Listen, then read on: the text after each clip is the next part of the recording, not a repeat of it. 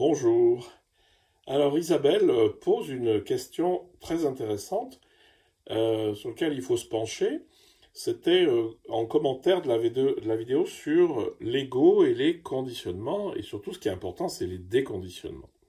Elle écrit: les conditionnements les plus ardus à dissoudre sont les conditionnements émotionnels. Comment se libérer de cette masse nous manipulant comme des pantins?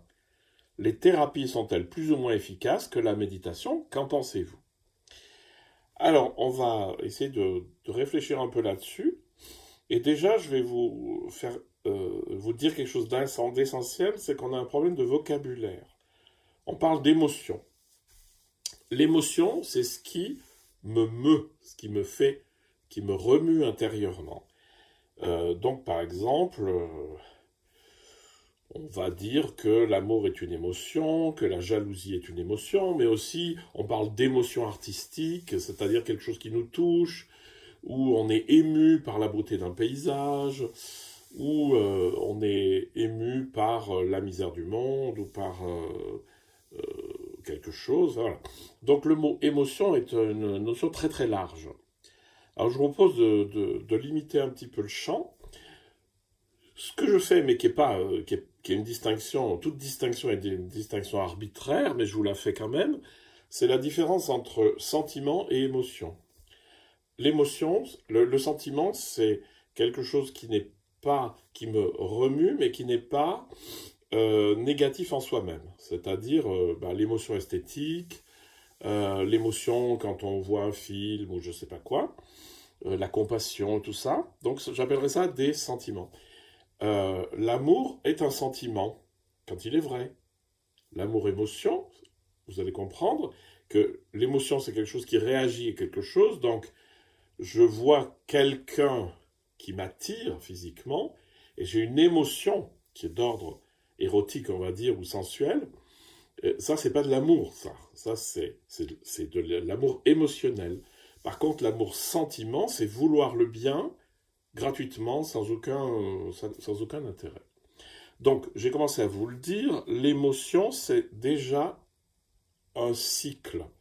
C'est-à-dire qu'il y a de l'input, et je réagis. Et je réagis sans pouvoir rien faire. Par exemple, je suis agressé, vous savez qu'il y a plusieurs réactions possibles, je peux réagir par l'agression, je peux réagir par la fuite, ou par la sidération. Donc, c'est input, et moi, paf, je réponds. Donc l'émotion, c'est quelque chose qui est un espèce de schéma où lorsqu'il y a une situation qui arrive, je réagis toujours de la même manière. Et c'est là où elle a tout à fait raison, Isabelle, en disant cette masse qui nous manipule comme des pantins. C'est-à-dire qu'on a l'impression qu'on n'a pas d'accès à ça. Hein. Ça m'arrive souvent d'avoir des gens qui ont toujours une émotion, c'est-à-dire ils ne peuvent pas dire trois phrases sans que y ait une émotion qui monte et puis il y ait des larmes ou quelque chose comme ça. Bien.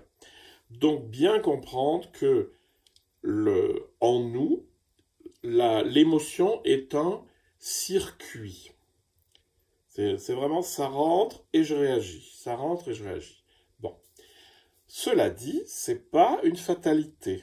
On croit beaucoup que les émotions sont une fatalité, c'est-à-dire ah ben moi de toute façon je suis comme ça, moi je me mets en colère pour un rien, moi je suis terriblement jaloux dans ma vie, moi j'aime tout le monde sauf ma belle-mère, donc je la déteste, donc la haine, j'ai rien contre les belles-mères.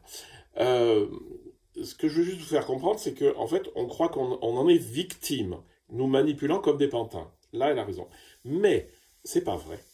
C'est-à-dire que dans la mesure où nous nourrissons ce circuit, il va s'amplifier. Plus je réagis, par exemple, de manière agressive à une agression, et plus je vais monter au créneau tout de suite. Hein, quelqu'un m'a grillé la priorité à droite, je vais hurler, je vais lui casser la figure, etc. Je ne vous conseille pas.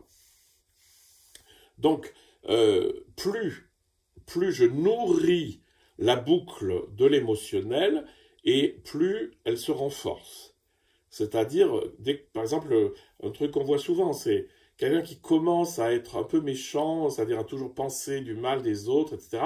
Plus ça va, plus ça devient tellement fort que même quand il y a de la bonté, de la gentillesse, on va l'analyser avec de la méchanceté. comme si c'était de la méchanceté. Que faire? Alors, dites-vous bien que vous êtes incapable tout de suite d'empêcher la réaction émotionnelle. Hein. La réaction émotionnelle, elle est là. Par contre, vous n'êtes pas obligé de la nourrir. C'est-à-dire, on la reconnaît, et mon action, elle va soit dans son sens, soit pas. Je vous donne un exemple. Alors, déjà, non, il y a une chose que je vous expliquais avant, c'est que l'émotion, elle a toujours une place dans le corps. Une place, une couleur, une sensation très particulière. La peur, vous savez très bien où c'est. La colère, vous savez où c'est. Ça a une couleur, c'est rouge. Enfin bon, vous savez que c'est dans certaines parties du corps. Là, c'est vraiment un réflexe. Donc, il y a input et votre corps réagit. Et vous, d'habitude, vous ne prenez pas conscience, mais vous réagissez aussi. C'est-à-dire, on m'agresse, la colère monte et j'y vais. À part que la colère monte, je l'ai senti, c'est de la colère. Est-ce que je veux y aller ou pas?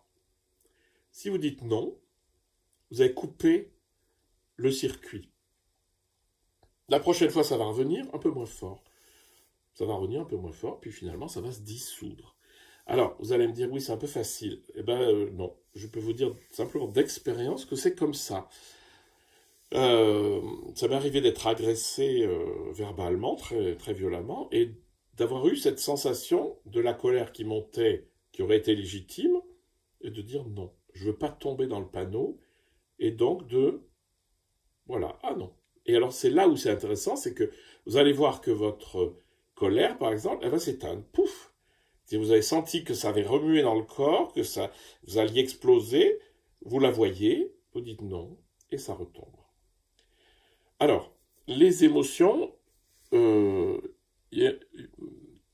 parle des émotions toxiques, des émotions négatives, ce sont celles qui ne nous font pas du bien et qui ne font pas du bien à notre environnement. Il y en a plusieurs, on peut faire des listes, mais c'est pas très important. Ce qui est important, c'est de voir, est-ce que ça me fait du bien, est-ce que ça fait du bien aux autres? Il y a des émotions qui ne font pas du bien. Par exemple, la colère, c'est toujours destructeur, la haine, la jalousie. Il y en a plusieurs comme ça qui sont fortes. Étonnamment, on parle de la tristesse, et la tristesse, ça correspond à ce que les anciens moines appelaient l'acédie, c'est-à-dire une espèce d'état dépressif, qui est aussi une réaction au monde. Il y a trop d'input, et du coup, je tombe dans une espèce de je peux rien faire, je suis... Voilà, et puis on a une espèce de dépression. Voilà. Ce que je voulais juste vous dire par rapport au conditionnement, c'est qu'en fait, le ne pas nourrir la boucle de l'émotion, ça l'aide à s'éteindre. Alors, Isabelle dit aussi, les conditionnements les plus ardus à dissoudre sont les conditionnements émotionnels. Je pense peut-être autrement. Les plus difficiles à dissoudre, c'est plutôt le manque d'estime de soi. C'est des choses beaucoup plus souterraines. Hein. C'est pas émotionnel en fait. C'est voilà, d'avoir le courage d'être qui je suis sans que ce soit catastrophique, etc. Ça, c'est beaucoup plus difficile à enlever. Personnellement, les émotions, je me suis rendu compte qu'au bout d'un moment, c'était bon, ben voilà, une fois qu'on les avait vues, on les avait vues. Alors, qu'en est-il des thérapies? Ça, c'est intéressant. Évidemment que les thérapies vont nous aider à voir. Hein. Alors, il y a quand même un problème, c'est quand on s'enfonce trop dans l'analyse. Oui, alors, tu réagis de manière colérique parce que. Alors, c'est intéressant de désosser la raison, mais ce qui est plus important, c'est d'empêcher que ça devienne un réflexe. C'est d'empêcher que cette boucle soit alimentée. Je récapitule, l'émotion est négative, hein, l'émotion toxique qui ne nous fait pas du bien, est une réaction au monde environnant. J'ai le choix, lorsque je la sens en moi, de l'accueillir en disant j'y vais, ou de dire non, j'y vais pas, et de la laisser se reposer. Je vous conseille d'essayer, parce que c'est beaucoup plus simple qu'il n'y paraît.